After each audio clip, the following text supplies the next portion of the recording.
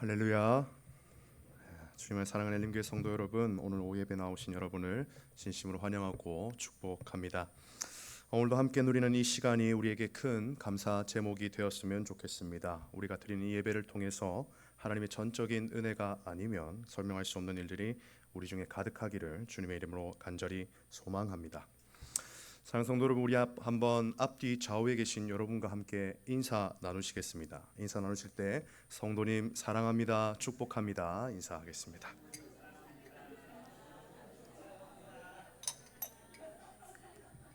감사합니다. 다시 한번 인사할까요? 성도님의 얼굴을 보니 제 얼굴에 웃음꽃이 핍니다. 인사하겠습니다.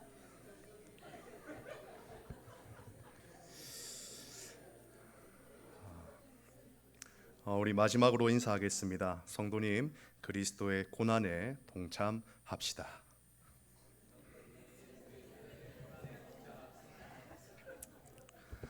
감사합니다. 얼굴만 보셔도 좋으신 것 같습니다.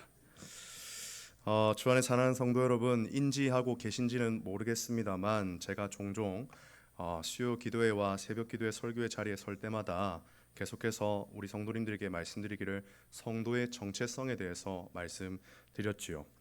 성도의 삶은 이런 것입니다. 성도는 이렇게 살아야 합니다. 성도의 정체성을 잃지 말아야 합니다라고 말씀드렸습니다.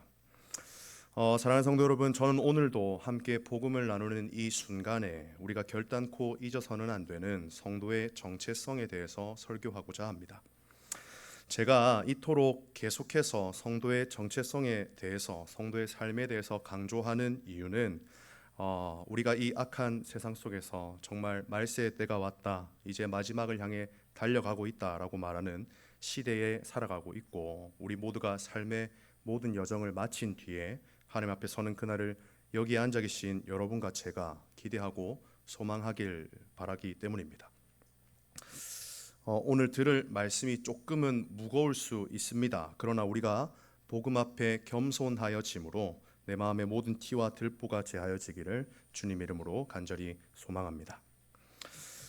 사도 바울은 곳곳에서 복음을 전하면서 그리스도께서 눈에 보이지 않으시는 하나님의 형상이시다, 그리고 동시에 온 땅의 창조주이시다, 그리고 교회의 머리가 되신다라고 가르쳐 왔습니다.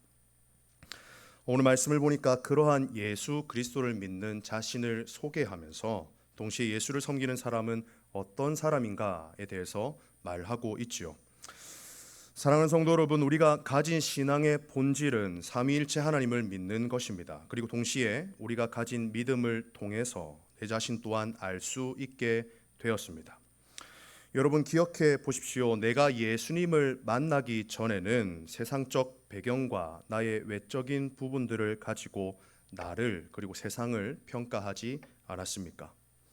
그러나 교회로 나와서 성도가 되고 하나님을 영접하니 나를 바라보고 주변을 바라보는 시선이 달라졌지요. 오늘 말씀에 나오는 사도 바울을 보십시오. 우리가 너무나도 잘 알고 있듯이 사도 바울의 사회적 배경은 나무랄 데가 없었습니다. 근데 이와 같이 오늘 말씀에서 말하고 있는 사도 바울은 지나간 과거와는 달리 세상에서 유익했던 자신의 모든 것을 제쳐두고 자신을 교회의 일꾼, 복음의 일꾼이라 소개합니다. 우리 다 같이 23절 말씀을 같이 한번 읽어보도록 하겠습니다. 23절 말씀입니다. 만일 너희가 믿음에 거하고 터 위에 굳게 서서 너희 들은 바 복음의 소망에서 흔들리지 아니하면 그리하리라. 이 복음은 천하 만민에게 전파된 바요, 나 바울은 이 복음의 일꾼이 되었노라. 아멘. 사도 바울이 자신을 복음의 일꾼으로 소개합니다. 그리고 교회를 향해서 천하 만민에게 전파된 복음을 알고 있는 너희 또한 복음의 일꾼이다 라고 말하고 있지요. 다른 복음이 있는 것이 아니라 이 복음의 일꾼이 된 것입니다. 사랑하는 성도 여러분, 성도는 복음의 일꾼으로 말씀을 위해 섬기고 수고하는 자로서 교회로 부름받았습니다. 맞습니까? 예.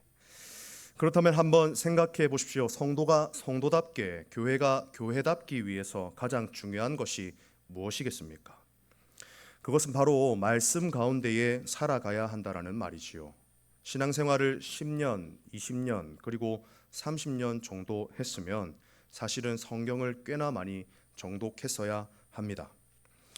우리는 매년 연초 다짐합니다. 내가 올해는 꼭 성경을 1독 이상 하겠다. 각오는 좋습니다. 그리고 성경을 읽을 수 있도록 도움을 주는 요소들도 우리 주변에 굉장히 많지요. 그러나 참 읽기가 쉽지 않습니다. 나의 삶이 어찌나 바쁘고 힘든지요. 그리고 퇴근 후에 하루 일과를 마친 후에 즐길 것이 얼마나 많은지, 여가 생활도 해야 하고 사람도 만나야 하고 성경을 읽지 못하게 하는 요소들이 우리 가운데에 넘쳐난다라는 것입니다. 이처럼 교회에 나와서 신앙생활을 한 지는 오래되었는데 성경을 가까이 하지 않아서 성경에 대해 무지한 사람들이 굉장히 많은 것 같습니다. 사랑하는 성도 여러분, 성경은 교회에 속해 있는 우리 모두를 위한 책이 아닙니까? 즉 성경이 말씀 전하는 자만을 위해서만 존재하는 것이 아니라는 얘기지요. 이 말이 무슨 말입니까? 성경을 잘 알고 잘 익히는 일은 말씀을 아는 것에 능통하다는 것은 성도답고 교회답다라는 것입니다. 주 안에 사랑하는 여러분, 사도 바울이 오늘 자신을 소개했던 것과 같이 우리 또한 같은 정체성을 가지고 이 땅을 살아가야 할 것입니다. 우리 이어서 25절을 같이 한번 읽어보도록 하겠습니다. 25절 말씀입니다. 내가 교회의 일꾼 된 것은 하나님이 너희를 위하여 내게 주신 직분을 따라 하나님의 말씀을 이루려 함이니라. 아멘. 사도 바울이 이어서 자신을 뭐라고 소개하고 있습니까? 교회의 일꾼이라고 소개합니다. 우리가 너무나도 잘 알고 있듯이 지금 현대 사회는 개인주의화를 겪고 있습니다. 우리는 소위 말하는 포스트 모더니즘 시대를 살아가고 있지요. 공동체가 깨어져서 각자 도생하는 문제가 곳곳에서 일어나고 있습니다. 이러한 문제에 있어서 교회 또한 예외가 될 수 없습니다. 때문에 요즘 성도들은 신앙생활마저도 자기 개인적으로 그리고 스스로 하는 것이라고 생각합니다. 신앙생활을 개인적인 영역으로 제한시켜 버린다라는 것이지요. 신앙생활하는 공간을, 교회를 개인적으로 예배드리는 공간으로 인지해 버립니다. 이러한 상황을 한국 교회는 적잖이 겪고 있습니다. 코로나 이후에 교회에 나오지 않는 성도들은 집에서 온라인 예배를 드리는 것을 선호하지 않습니까? 그리고 소위 말하는 대형 교회, 성도들의 수가 굉장히 많아 예배의 순서가 많은 교회들을 보면 누구와도 교제하지 않고 예배만 드리고 집으로 돌아가는 사람들이 많이 있습니다. 사랑하는 여러분, 하나님께 부름을 받아 인격적으로 예수님을 만나고 성도가 된 계기는 저마다 다릅니다. 저와 그리고 여기 앉아 계신 대부분의 성도님들도 다 각자 교회로 나올 수 있었던 계기가 있을 것입니다. 그러나 우리가 개별적으로 모였다고 한들 우리 모두는 교회 안으로 함께 부름받은 것이 아닙니까? 각자가 부름을 따로 받았음에도 불구하고 우리는 한 몸인 교회가 되고 성도가 된 것이지요. 이 성도라는 말은 사실은 단수가 아닌 복수입니다. 거룩할 성자에 무리 도자를 쓰지요. 따라서 모든 성도는 개개인이 아닌 공동체로서 일컬음 받는 것입니다. 성도는 자신의 일 정의하는 일에 명확하게 해야 할 것입니다. 자신을 교회의 일꾼이다, 나는 교회를 섬기며 수고하는 사람이다라고 교회 안팎에서 자신을 소개할 수 있어야 합니다. 우리 모두는 독립적인 인격을 갖춘 존재이지만 한 몸으로 교회를 구성하는 일꾼으로 부름받았습니다. 단적인 예를 하나 들겠습니다. 우리가 타고 다니는 자동차를 한번 보십시오. 차가 굴러가고 운전하는 일에 각각의 부품이 중요한 역할을 하지 않습니까? 어느 하나의 부품이라도 고장 난다면 차는 제 성능을 내지 못합니다. 설령 시동이 걸려 움직이더라도 그리 멀리 가지 못하거나 길에 가는 도중에 서고 말겠지요. 이와 같이 성도는 교회를 구성하는 일에 있어서 각각의 은사와 능력을 따라서 역할을 감당할 수 있어야 합니다. 교회는 누구 하나 잘한다고 해서 세워지는 공동체가 아닙니다. 교회의 중직자들이나 교역자가 잘 섬긴다고, 잘 이끈다고 해서 잘 돌아가는 공동체도 아닙니다. 담임 목사님께서 이번 한 해 우리 교회의 표로 정하신 성경 구절이 있지 않습니까? 아가서 말씀으로 제 뒤에도 써져 있지요. 우리 일어나 함께 가자. 사랑하는 여러분, 우리는 함께 가야 합니다. 하나님께서는 교회를 완벽한 공동체, 부족함이 없는 공동체로 만들지 않으셨습니다. 부족하고 결핍이 있는 사람들로 하여금 모으셔서 교회를 위한 일꾼으로 세우시고 맡겨진 일들을 감당하게 하시고 교회를 교회답게 세워가신다는 것입니다. 사랑하는 여러분, 오늘 오전에 목사님께서도 설교를 통해 잠깐 언급하셨습니다만 교회에 나오셔서 그냥 예배만 드리고 돌아가시면 안 됩니다. 그것은 바른 신앙생활이 아닐 뿐더러 교회를 무너뜨리는 일입니다. 교회를 섬기고 수고하는 일꾼으로서 자기 자신을 교회로 하여금 세워가야 마땅하다라는 것이지요. 그것이 교회의 일꾼으로 부름받은 성도의 참된 의무일 것입니다. 이제 제가 설교를 통해서 말씀드리고자 하는 본론입니다. 사도 바울이 오늘 말씀을 통해서 말하고 있는 것이기도 하고 제가 오늘 설교를 준비하면서 설교의 주제로 생각한 단어이기도 합니다. 그것은 바로 그리스도의 고난과 괴로움입니다. 우리 다 같이 24절 말씀을 읽도록 하겠습니다. 24절 말씀입니다. 나는 이제 너희를 위하여 받는 괴로움을 기뻐하고 그리스도의 남은 고난을 그의 몸된 교회를 위하여 내 육체에 채우노라. 아멘. 이 말이 무슨 말입니까? 복음의 일꾼, 교회의 일꾼으로 너희가 세워졌는데 성도가 교회를 섬기고 복음을 따라갈 때 시련과 고난이 존재한다라는 것이지요. 물론 성도의 행보에 시련과 고난만 있겠습니까? 영원한 기쁨과 행복 또한 있을 것입니다. 성도는 교회를 통해서 하나님의 위로와 복을 받고 많은 유익을 누립니다. 이 말에 우리 성도님들께서도 동의하시겠지요. 그러나 오늘 말씀에 나온 것과 같이 교회를 위해 충성, 헌신, 봉사하는 사람, 복음의 일꾼, 교회의 일꾼으로 살아가는 인생에도 괴로움과 고난이 있다라는 것입니다. 이러한 점에서 성도가 교회에 나와서 유익함만 고집하는 태도는 잘못된 것입니다. 죄송합니다. 이런 생각을 가진 사람은, 이런 생각을 가진 분은 아직 신앙생활이 무엇인지 잘 모르는 것 같습니다. 신앙생활의 연차와는 아무런 상관이 없는 부분이지요. 내가 복을 받고 유익을 얻는 것과 같이 고난을 겪고 어려움을 당하는 일도 신앙생활의 일부라는 것입니다. 사랑하는 여러분, 기억하십시오. 교회 안에 속해 있을지라도 고난과 역경은 성도의 삶과 결단코 구분되지 않습니다. 지금까지 한국 교회를 떠올려 보십시오. 예수 믿으면 복 받을 것이다, 예수 믿으면 만사형통할 것이다 라고 가르쳤습니다. 물론 예수님을 믿으면 복을 받고 잘 되는 일이 분명히 있지요. 전혀 없는 얘기가 아닙니다. 그러나 복과 형통만을 바라는 것이 참된 신앙이 아니더란 말입니다.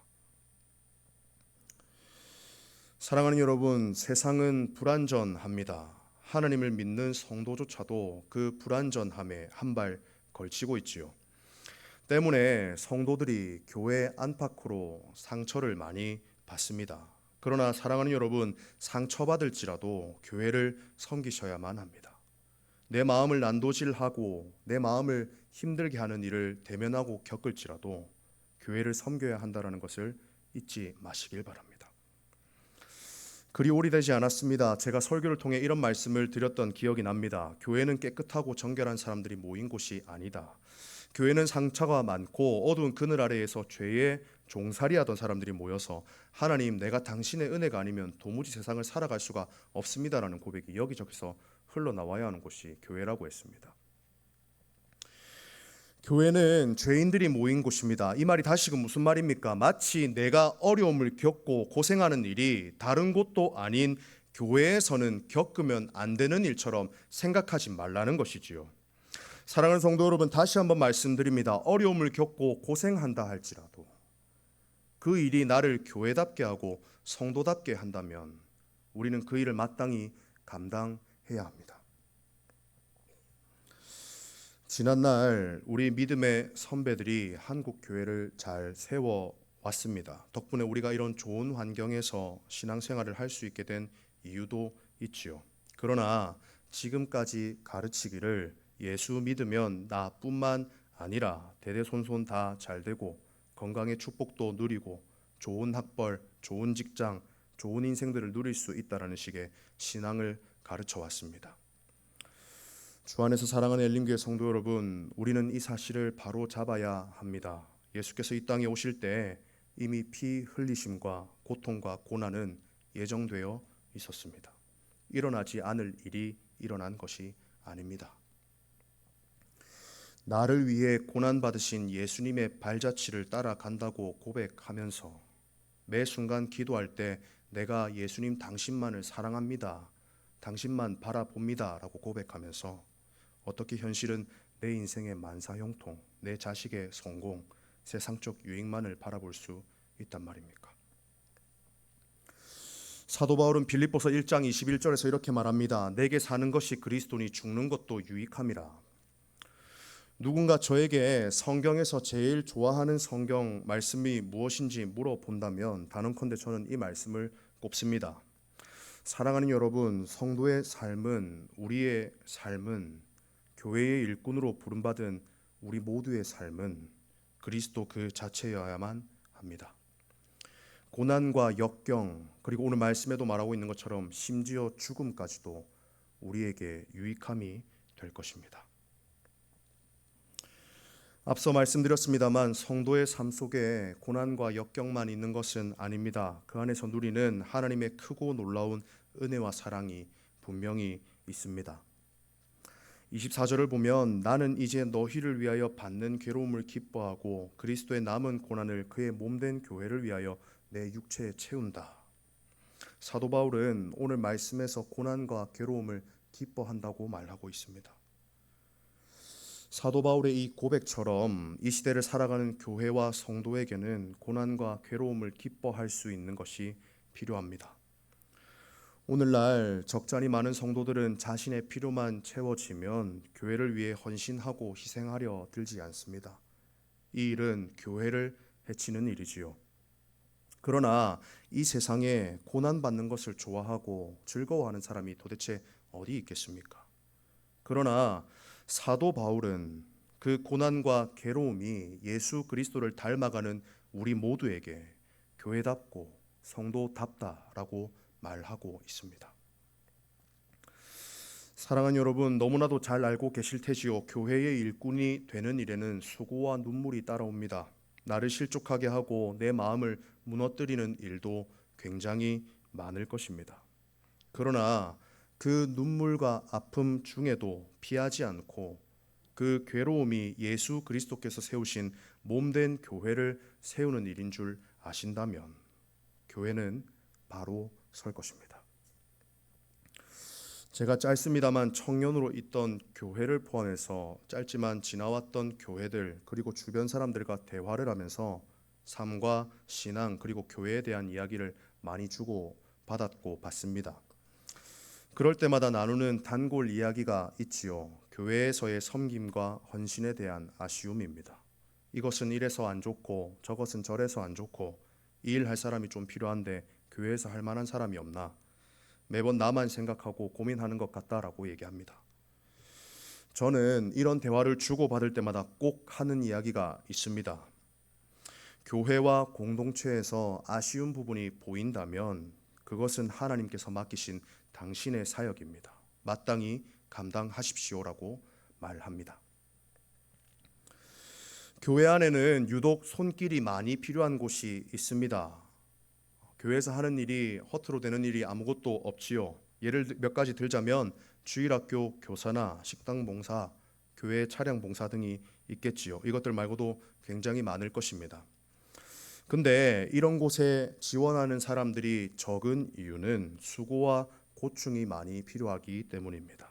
앞서 이 말이 무슨 말입니까? 성도는 많은 손길과 관심이 필요한 곳에 지원해야 한다는 것입니다. 그곳의 어려움과 아쉬움이 내 눈에 들어왔다면, 내 마음에 들었다면 말만 할 것이 아니라 그곳에 지원하면 되는 일입니다. 그것이 교회를 섬기는 성도의 본분이지요. 뒤에서 말하는 것은 그 어느 누가 하나 빠짐없이 다 할 수 있는 일입니다. 주 안에서 사랑하는 엘림교회 성도 여러분, 오늘날 교회는 사랑과 희생으로 세워졌습니다. 하나님께서 우리를 교회로 불러주신 이유도 여기 있지요. 사도 바울은 오늘 말씀을 통해서 이렇게 말합니다. 그리스도의 남은 고난을 그의 몸된 교회를 위해서 내 육체에 채우노라. 자신이 겪는 고난이 사랑하는 교회와 지체들을 위한다면 마땅히 기쁘게 여긴다라는 것이지요. 또한 그리스도의 남은 고난을 자신의 몸에 채우는 일을 통해 예수 그리스도와 자신이 함께 할 수 있다라는 사실이 자신에게 은혜가 된다라는 것입니다. 지난 과거를 한번 생각해 보십시오. 우리는 정욕을 따라 살아가야 마땅했던 인생이 아닙니까? 그런 보잘것없는 인생을 우리 인생의 주인 되신 하나님께서 우리를 교회로 불러주셨는데 이것만큼 큰 은혜가 도대체 어디 있냐는 말입니다. 하나님께서는 나의 연약함을 아심에도 불구하고 그의 고난에 동참하게 하셨습니다. 당신께서 마땅히 받으실 영광을 위해서 말입니다. 사랑하는 여러분, 이처럼 성도의 고난은 영광스러운 일입니다. 때문에 우리는 이 고난을 기뻐하고 즐거워해야 합니다. 마침내 내가 이 땅에서의 여정을 다 마친 뒤에 하나님 앞에 섰을 때에 자신의 이름으로 하여금 이 땅에서 고난과 역경을 겪은 우리를 위해 준비하신 나라를 위해서 말입니다. 오늘날 성도는 고난이 영광스럽다 생각하지 않습니다. 쉬운 것, 좋은 것, 잘 되는 것에만 마음을 뺏겨 시대를 살아갑니다. 오늘 우리에게 말씀을 통해 권면하고 있는 사도 바울은 우리와 달랐을까요?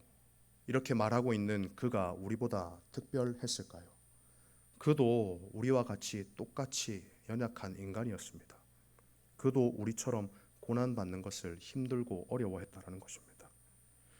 오히려 우리의 인생보다 그의 인생이 더욱 힘들었겠지요. 유대인을 핍박했던 그의 과거가 그를 더욱 괴롭혔을 것입니다.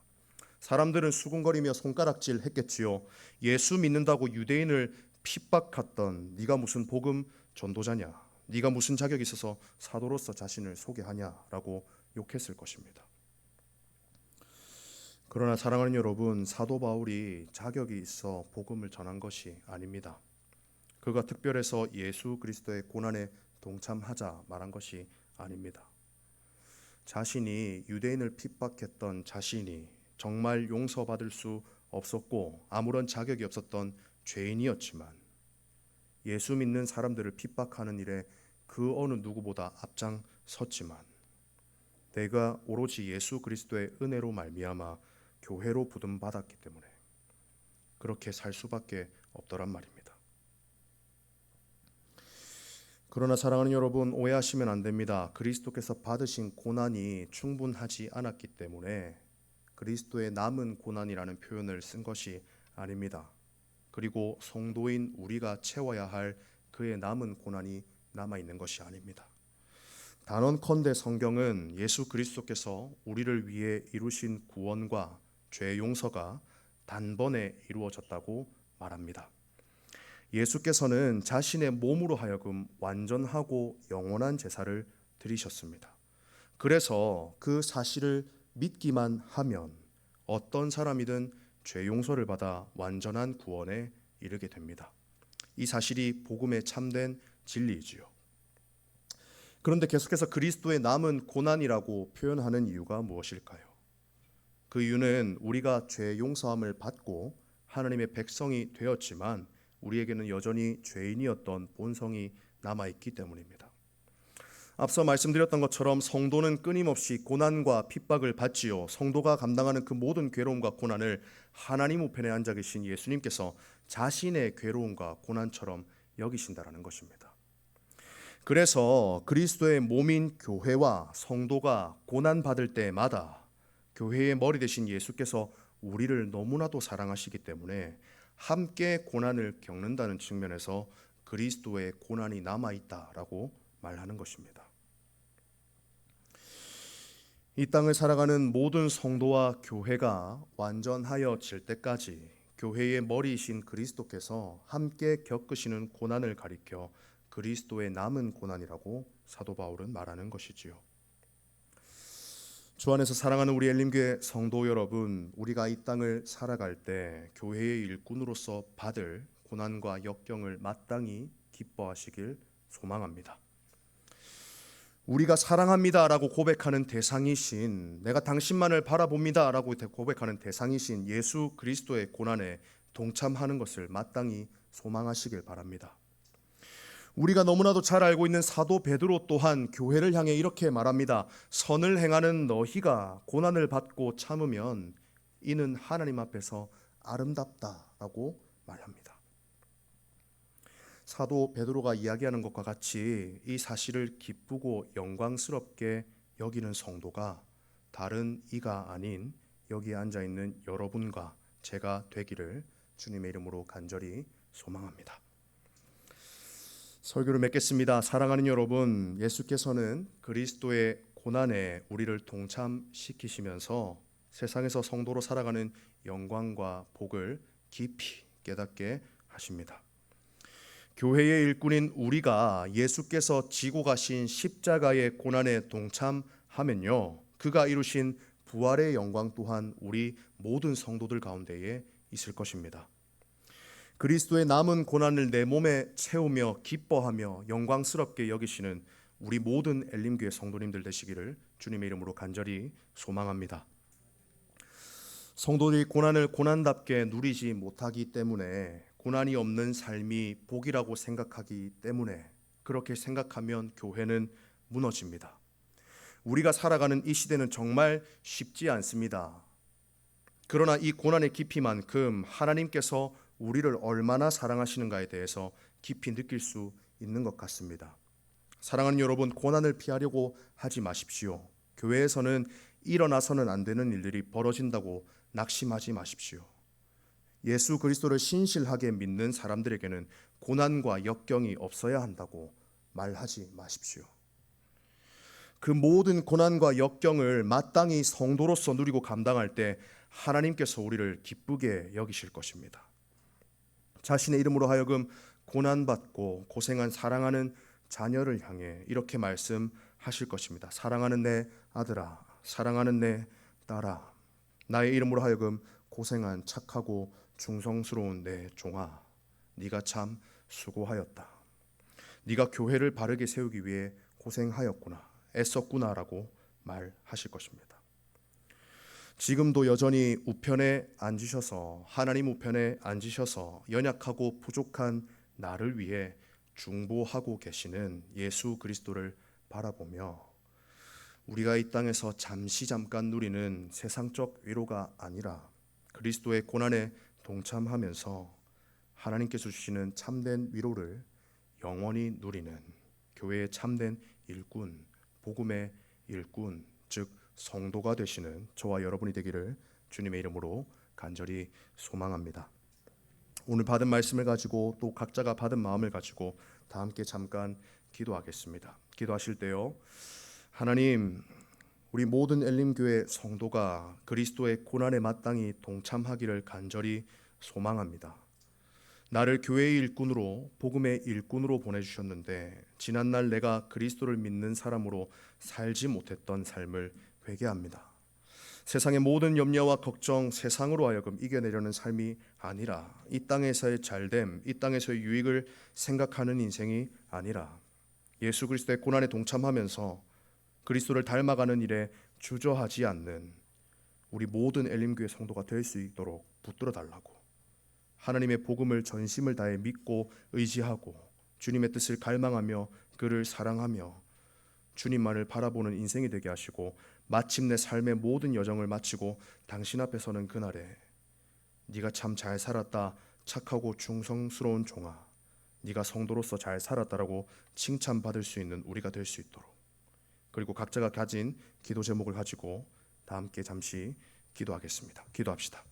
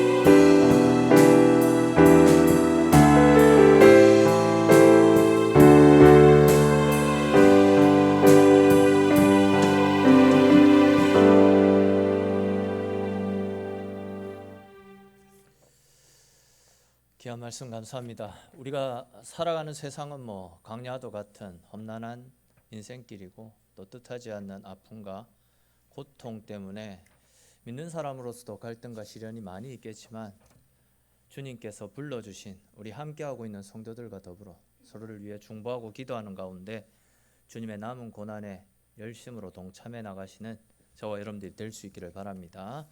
교회 앞에 간구 말씀드리겠습니다. 우리 영육간에 연약한 분들의 빠른 치유와 회복을 위해서 우리 계속해서 기도해 주시고 또